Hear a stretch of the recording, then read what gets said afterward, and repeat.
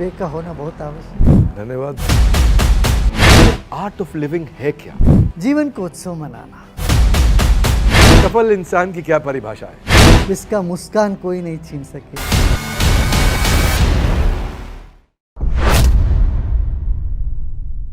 हाँ जी, तो आज के मेहमान की बात करूं, जिस उम्र में बच्चा बोल नहीं पाता, माँ और बाप उस उम्र में शुरू कर दिया इन्होंने गीता का जाप।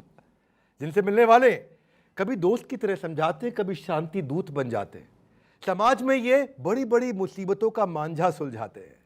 आज जिनसे मिल रहे हैं उनका थंबनेल पे आपने पिक्चर देख लिया। ये एक व्यक्ति के रूप में इनका जन्म हुआ था, व्यक्तित्व के रूप में लोग इनको जानते हैं और आज विचार के रूप में ये स्थापित हो चुके हैं। हम आ चुके हैं बैंगलोर में। नमस्कार, मैं विवेक बिंद्रा बोल रहा हूं, फाउंडर एंड सीईओ बड़ा बिजनेस.com।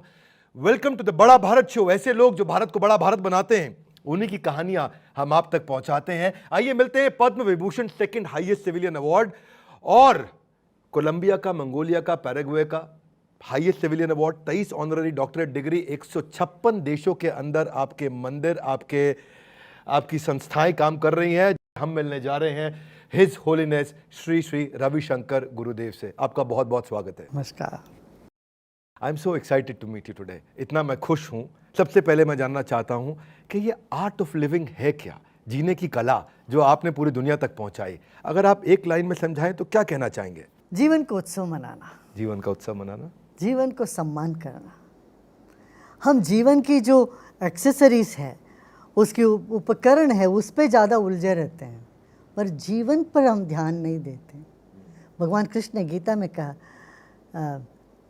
मैं जीवन हूँ, मैं चेतना हूँ, प्राणियों में मैं चेतना हूँ। उस चेतन सत्ता को जानना ही जीवन जीने की कला है। Very good. लेकिन क्या कोशिश करते हैं लाइफ को करने की सेट, फिर भी रहते हैं थोड़ा अपसेट, और जेलसी, हेट्रेड, ईगो, इतना वायलेंस, कंपटीशन। खुश रहने का कैसे रखे मिजाज? आपकी इतनी सुंदर स्माइल के पीछे क्या है राज? तो मैं आपसे पूछना चाहता हूँ, हिज होलीनेस, सब पता है लेकिन क्यों नहीं पता है कि खुशी का पता कहाँ है? तो मैं ये खुशी का पता जानना चाहता हूँ आज आपसे। इसी को ज्ञान बोलते हैं, इसी को विद्या बोलते हैं। बाकी सब अविद्या है। विद्या उसी को कहते हैं जो आपको अपने से मिला दे, आपके भीतर जो खुशियों की फवारा है उसको खोल दे, वही अध्यात्म है। अध्यात्म के बगैर विवेक चैन नहीं है जी। व्यक्ति बेचैन है तो वो इस ऊंचाई की तलाश में बेचैन है। वो इधर उधर खोजता है जहाँ वो नहीं मिलता। समझ रहे ना?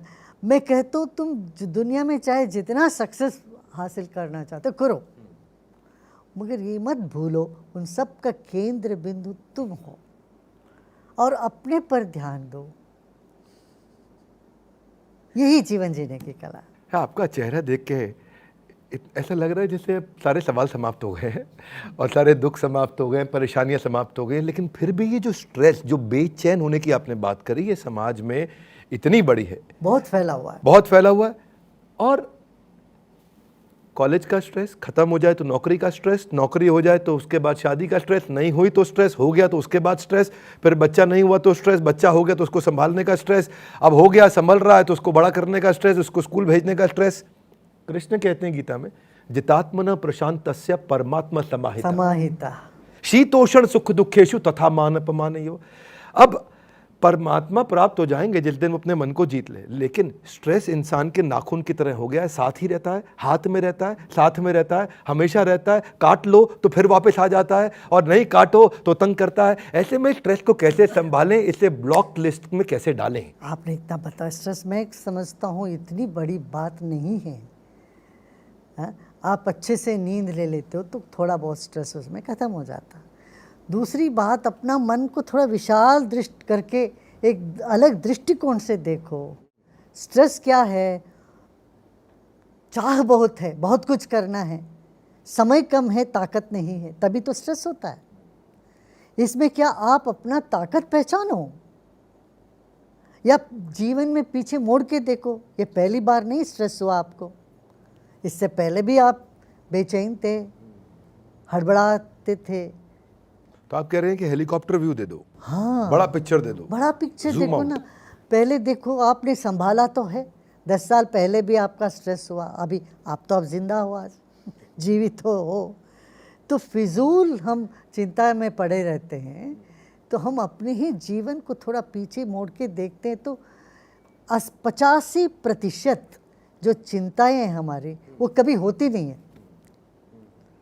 कभी वो घटित नहीं होती है। और जो 15% जो बचा है उसमें भी 90% हम संभाल लेते हैं, ताकि उस वक्त हमारे पास ताकत आ जाती। ये सिर्फ मैं नहीं बोल रहा, ये वैज्ञानिक इस पर तलाश करके बोल रहे हैं, अभी शोध करके, शोध काम में ये उन्होंने पता लगाया 85% of the worries never happens and the remaining 15% है ना, in that 90% of are manageable, you can easily manage, comfortable कर देते हैं आप। इसीलिए आज जो जितने व्यूअर्स, यही तो हमारा काम है। गुरु के पास आके कंफर्ट नहीं मिला तो गुरु कैसे? एक ना मैं इनके बारे में एक बात करना चाहता हूँ, आपको याद दिला रहा हूँ, ये प्रश्न आपके लिए कि डैडी के पास है वैगन आर लेकिन ये दोस्त को बताते हैं कि मर्सिडीज है।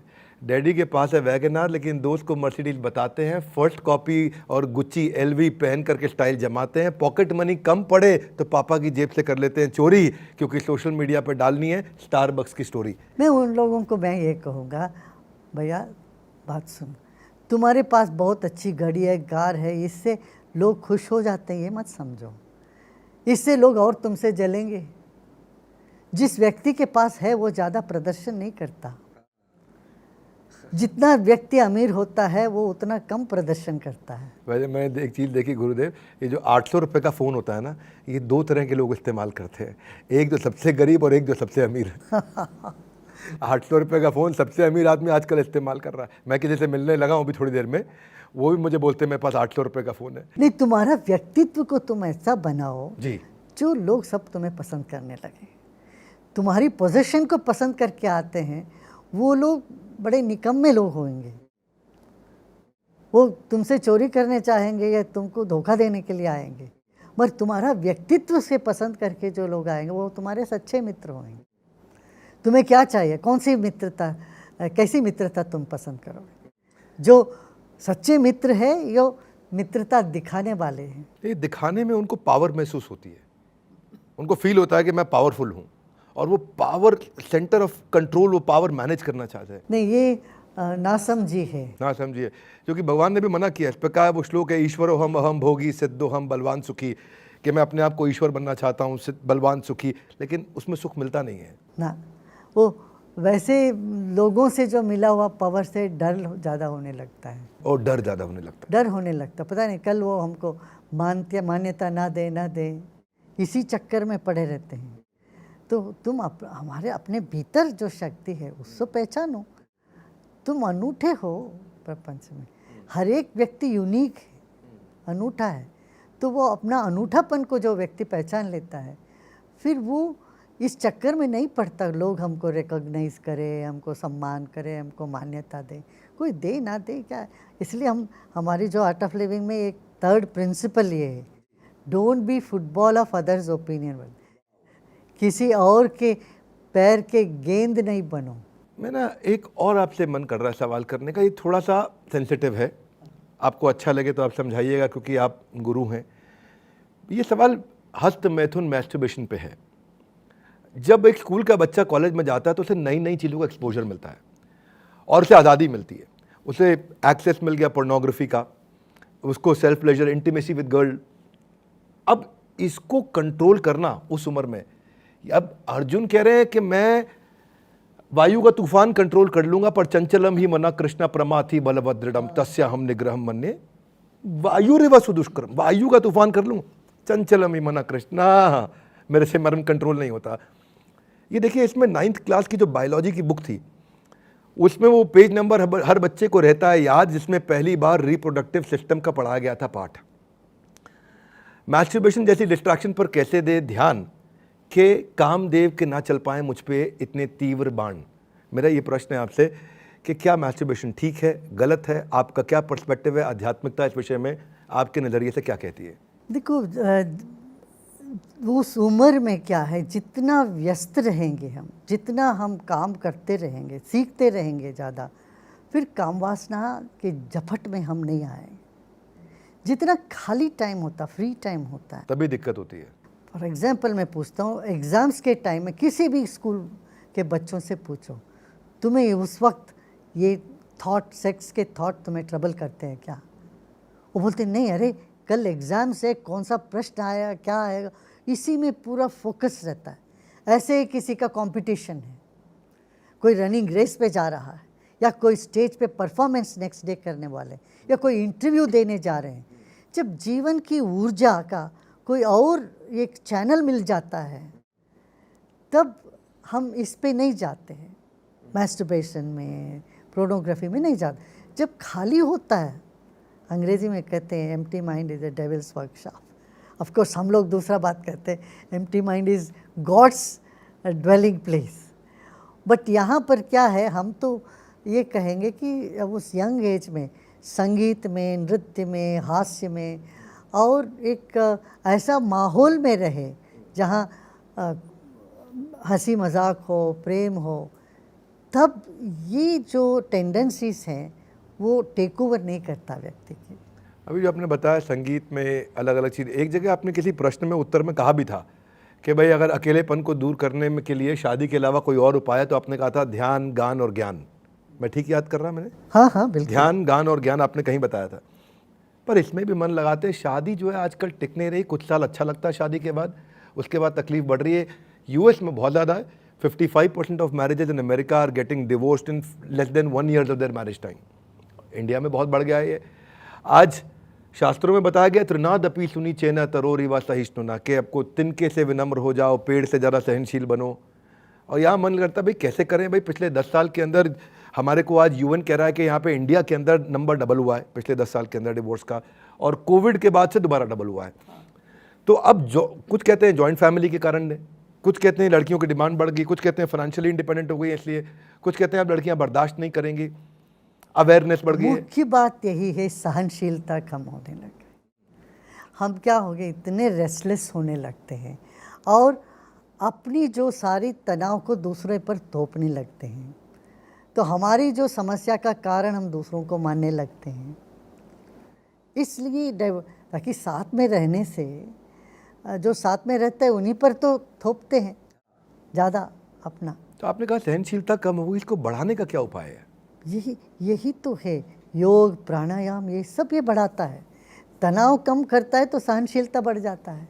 अब क्या देखिए, यूथ में 2 बात हुई, एक तो डाइवोर्स, दूसरा सुइसाइड केस बहुत ज़्यादा हो गया है, बहुत ज़्यादा बढ़ गया। आपने पीछे ड्रग्स पे भी काफ़ी काम किया, मुझे पता लगा। इसमें यही, एक तो अग्रेशन, आक्रामक मानसिकता, दूसरी तरफ से है ये डिप्रेशन, मानसिक अस्वस्थता। ये दोनों जो छोर है यहाँ पर जूझ रही है आज समाज, पूरी दुनिया में ऐसा है। तो इसको बीच में लाने के लिए मेंटल हेल्थ की जो ध्यान अभी खींच रहे हैं लोग दुनिया भर में, इसी की वजह से, और हिंदुस्तान में इसका उत्तर है। भारत महान है कि भारत के पास ऐसी विद्या है जिससे पूरी दुनिया आज लाभान्वित हो रही है। ब्रेकअप के बाद जो एक्सट्रीम पेन है उससे बाहर आने के लिए आप क्या सुझाव देना चाहेंगे? अगर आप स्पिरिचुअल लीडर नहीं होते और होलीनेस, तो आप क्या होते? शादी का लड्डू जो खाए वही पछताए, जो ना खाए वो भी पछताए। आपके हिसाब से शादी का लड्डू खा के पछताना चाहिए या बिना खाए पछताना चाहिए? आपके लिए क्या ज़्यादा महत्वपूर्ण है, जिस कार्य को करते हैं उससे प्रेम करें या जिससे प्रेम करते हैं वो वाला कार्य करें?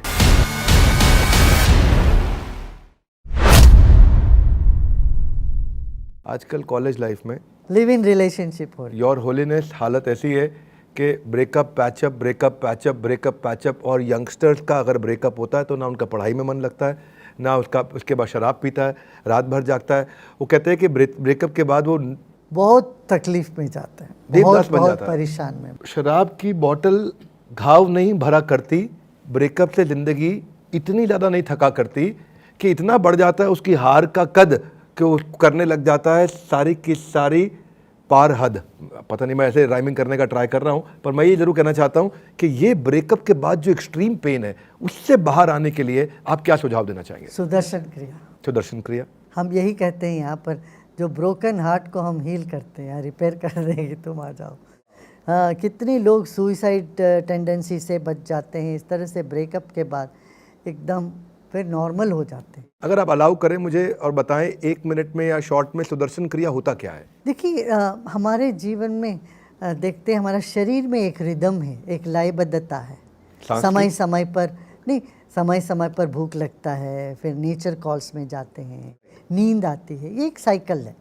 ऐसे ही विचारों का भी एक साइकिल है। किसी किसी वक्त आप में पॉजिटिव विचार आते हैं, कभी नेगेटिव विचार आते हैं। ऐसे सांस में भी एक रिदम होते हैं, प्रकृति में भी रिदम है, लयबद्धता है। गर्मी के बाद फिर वसंत ऋतु के बाद गर्मी, गर्मी के बाद फिर फॉल आते हैं, फिर शरद ऋतु, बारिश, फिर हेमंत ऋतु। जैसे ऋतु में परिवर्तन है, प्रकृति में परिवर्तन है, शरीर में है। ये सारे रिदम को वो एक लयबद्धता में लेके आते। सांस के जरिए हम अपने मन की जो गहराई में उतर कर वहाँ की जो तनाव है भरा हुआ, पता नहीं पुराने जो संस्कार पड़े हुए, वो सब को हम बाहर निकालते। इसलिए क्या होता है, बिल्कुल ताजगी महसूस होने लगता है, प्रसन्नता, ताजगी सब। आपके कितने % डिसाइपल्स आप महसूस करते हैं कि वो सुदर्शन क्रिया करने के बाद अब टेंशन में नहीं रहते हैं, या वो उन्हें गुस्सा नहीं आता, या वो झगड़ा नहीं करते हैं? नहीं, मैं ये कहूँगा कि उनके पास एक टूल आ गया अभी, जिससे मान लो गुस्सा आता भी है, फिर वो तुरंत वापस आ जाते हैं। नहीं तो क्या होता है, गुस्सा आपके मन में आता है तो वो बना रहता बहुत दिन तक। अब ये जो ध्यान साधना करते हैं उससे मिनटों में हम बाहर आ जाते हैं। ये तो बहुत लाखों करोड़ों लोगों से लाभान्वित हुए हैं। तो आप ये कहते हैं कि गुस्सा आना बंद नहीं होगा, लेकिन आप गुस्से से नहीं, बाहर आ बंद सकते होता हैं। है, अच्छा। कम होता है, बंद होता है, मगर ऐसे कुछ किसी किसी को नहीं भी बंद होता है, तो मगर उनको अपने ऊपर काबू में आ जाते हैं वो। देखिए, एक प्रश्न मेरा थोड़ा कॉर्पोरेट कल्चर, आप बैंगलोर में हैं, ये तो आईटी हब है, और यहाँ तो कॉर्पोरेट के कितने लोग हैं, और ऑफिस में पॉलिटिक्स बहुत होती है, और इतनी पॉलिटिक्स होती है कि बॉस का केबिन बन जाता है बिग बॉस का घर, और पॉलिटिक्स ही पॉलिटिक्स मिलती है हर कोने पर। कृष्ण बताते हैं इस विषय में कि अद्वेष्टा सर्वभूतानां मैत्र करुणा एव च, कि हमारे अंदर द्वेष नहीं होना चाहिए, मैत्र सबके मित्र बने, करुणा एव च, ये सबके साथ अच्छा रिश्ता बने, निर्ममो निरहंकार। बड़ा अच्छा श्लोक है भगवद्गीता में।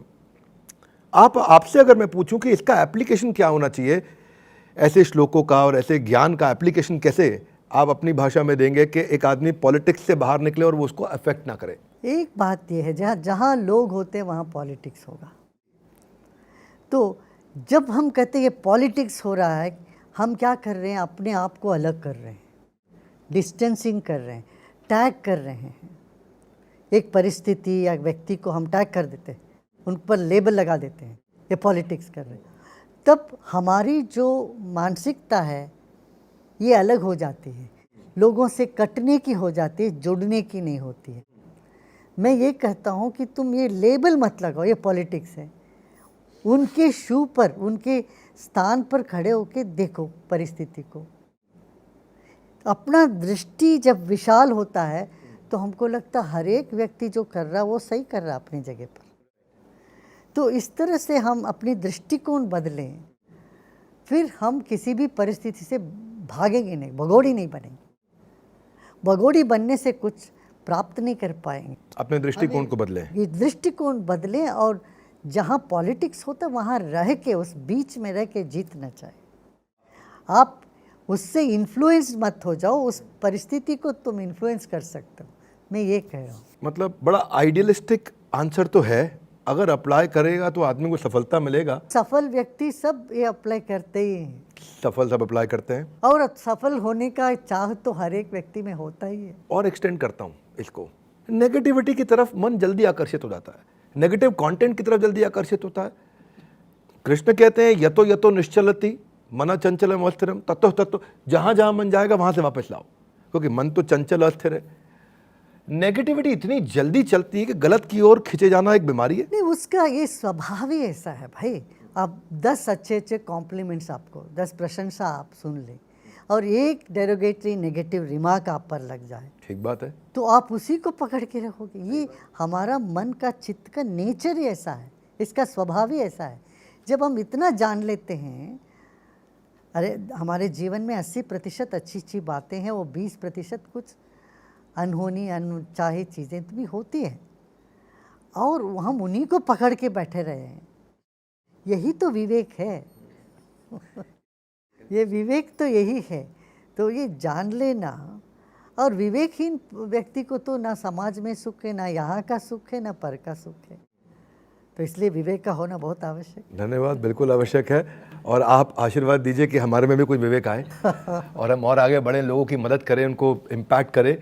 एक ना इस तरह का फिलॉसफी होता है कि अच्छा, पहले क्योंकि आप प्रेम की बहुत बात करते हैं, मैं आज आपके एक डिसाइपल से मिला तो उन्होंने बोला कि गुरुदेव में मुझे प्रेम दिखता है, और बड़ा अच्छा लगा मुझे, सुना, मैं चर्चा करा उनसे, थोड़ा और पूछा।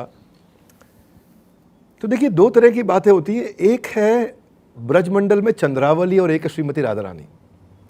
चंद्रावली कहती है तदीयता, मैं कृष्ण की हूं। श्रीमती राधा रानी कहती है मदीयता, कृष्ण मेरे हैं।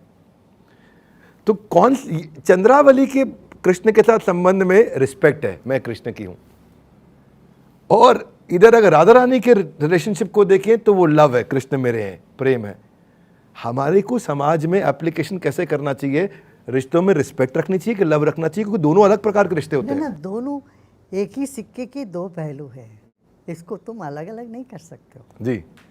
जहाँ प्रेम होता है वहाँ आदर भी होगा, और जहाँ आदर होता है वहाँ प्रेम अपने आप होने लग जाएगा।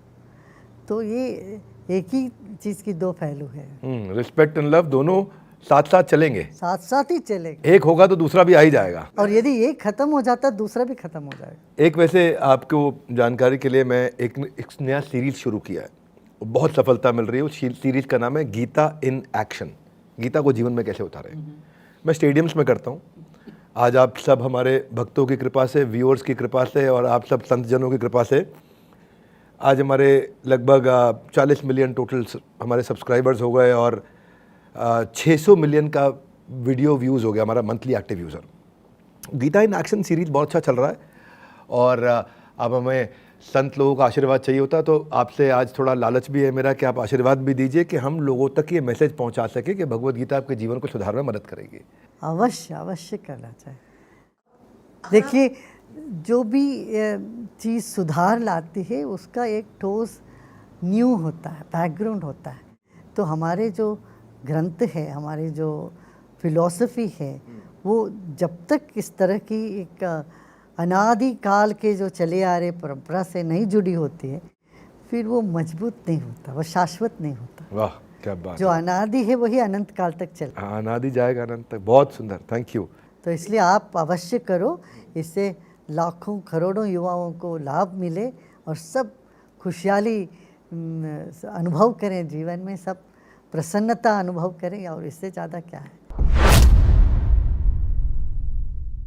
4-5 मैं रैपिड फायर क्वेश्चन करना चाहता हूँ। हाँ हाँ बिल्कुल। पहला प्रश्न है, आपको तो सब प्यार करते हैं, आप किससे प्यार करते हैं? सबसे करता हूँ। करोड़ों लोग आपको दुनिया में फॉलो करते हैं, आप किसको फॉलो करते हैं? मैं फॉलो करता हूँ तो सत्य के मार्ग पर, ज्ञान के मार्ग को फॉलो। अगर आप स्पिरिचुअल लीडर नहीं होते योर होलीनेस, तो आप क्या होते हैं? अभी भी मैं कहाँ स्पिरिचुअल लीडर हूँ। मैं अपने लिए तो कोई स्पिरिचुअल लीडर नहीं मानता। मैं जो हूँ सो हूँ। अच्छा, एक सफल इंसान की क्या परिभाषा है? जिसका मुस्कान कोई नहीं छीन सके, अरे वाह। जिसकी आत्मविश्वास कोई नहीं डगमगा सके। तो क्या श्री श्री के मुस्कुराते चेहरे पर भी कभी दुख की शिकन आती है? दुखियों को देखने से दुख तो हमें भी लगता है, हम कोई पत्थर थोड़ी ना है। वाह। मगर हम है शीशे जैसे, जो सामने जैसा होता है उसको तो प्रतिबिंबित होना पड़ता। आप दुनिया को जोड़ने की बहुत बात करते हैं, मैंने इसे बात सुना, आपका सबका डर दूर करते हैं। क्या हिज होलीनेस को भी, योर होलीनेस को भी किसी बात का डर लगता है? तब तो मैं यहाँ बैठ ही नहीं सकता। एक बैलेंस लाइफ जीने के लिए एक चीज़ जो हर आदमी को करनी चाहिए, वो एक चीज़ क्या होगी? अपने आप को जानना। अपने आप को जानना। और एक ऐसी चीज़ जो उसको नहीं करनी चाहिए ताकि उसका जीवन बैलेंस रहे।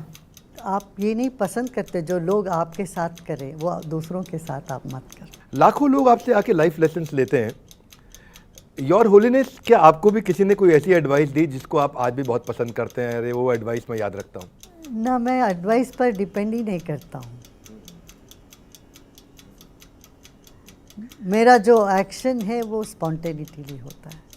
मैं कभी कोई चीज़ प्रिपेयर नहीं करता हूँ। शादी का लड्डू जो खाए वही पछताए, जो ना खाए वो भी पछताए। आपके हिसाब से शादी का लड्डू खा के पछताना चाहिए या बिना खाए पछताना चाहिए? देखिए, दो तरह के लोग होते हैं। जो शादी करके भी खुश रहते हैं, बिना करके भी खुश रहते हैं। दूसरे लोग शादी करके भी दुखी हैं, अकेले होके भी दुखी रहते हैं। मैं कहूँगा पहले जो वर्ग के लोग हैं वो बन जाओ आप। शादी करो या ना करो, खुश रहो। आप इतना दुनिया भर में ट्रैवल किया और आप आज आर्बिट्रेशन एक्सपर्ट हैं दुनिया के।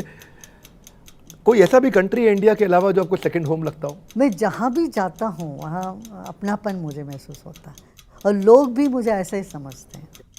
हमें कोई फॉरेनर करके किसी भी देश में लोगों ने नहीं माना, अपना ही मानते थे। आपकी इतनी स्ट्रेंथ है, दुनिया आपकी स्ट्रेंथ जानती है, दुनिया में आपने इतनी सेवा करी, आज सैकड़ों देशों में आपकी प्रेजेंस है, आप दुनिया में ट्रैवल करते हैं, पर क्या आपकी कोई वीकनेस है? मेरी वीकनेस है कि मैं गुस्सा दिखाता हूँ तो ज़्यादा देर उसको रख नहीं पाता हूँ।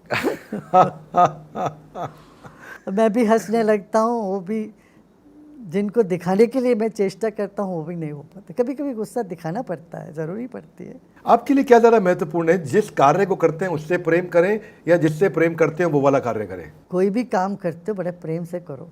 एक बात है, clarity in the mind, purity in heart, sincerity in action. ये अपना फार्मूला बनाओ। Clarity, purity, sincerity.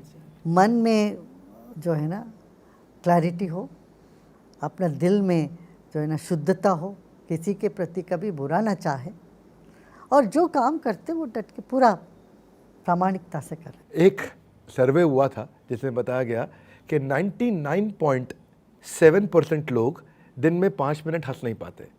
आज आपकी मुस्कुराहट को देख के अच्छा लगा है। मैं क्विकली इसको क्लोजर की तरफ लेके चलता हूँ। कहते हैं being simple is not that simple, being simple is not that simple, पर आपके चेहरे पे हमेशा रहता है वो मुस्कुराहट का डिम्पल। तो आपने भारत की संस्कृति और योग और आध्यात्म को दुनिया के कोने कोने तक पहुंचाया, आपने भारत को बड़ा भारत बनाया। आज हमारे साथ जुड़कर इस मंच की शोभा बढ़ाने के लिए आपका हृदय की गहराई से प्रेम पूर्वक बहुत बहुत धन्यवाद। बाकी लोगों को मैं ये कहना चाहता हूँ, छोटा हो या बड़ा हो, सिंगल हो या शादीशुदा हो, जॉब करता हो या बिजनेस करता हो, लिमिटलेस लर्निंग्स हैं इस वीडियो में सबके लिए। तो इस वीडियो को आपको सही व्यक्ति तक पहुंचाना, नंबर 1। 2, नीचे आकर के आपको 3 लर्निंग्स अपने लिए ज़रूर लिखनी है कमेंट बॉक्स में कि आपकी टॉप 3 लर्निंग्स क्या थी। बस थोड़ा सा इंतज़ार, आ गया एक और बड़ा बुधवार। बताइएगा कमेंट बॉक्स में अगले हफ्ते आप किनसे मिलना चाहते हैं। आपने रिक्वेस्ट किया था कि आप हिज होलीनेस श्री श्री रविशंकर गुरुदेव से मिलें। आज मैं आपकी इस रिक्वेस्ट के कारण खुद अपना शुद्धिकरण महसूस कर रहा हूँ। हमारे साथ जुड़े रहने के लिए, इस वीडियो को अंत तक देखने के लिए आप सबका हृदय की गहराई से प्रेम पूर्वक बहुत बहुत धन्यवाद। हिज होलीनेस आपका विशेष धन्यवाद।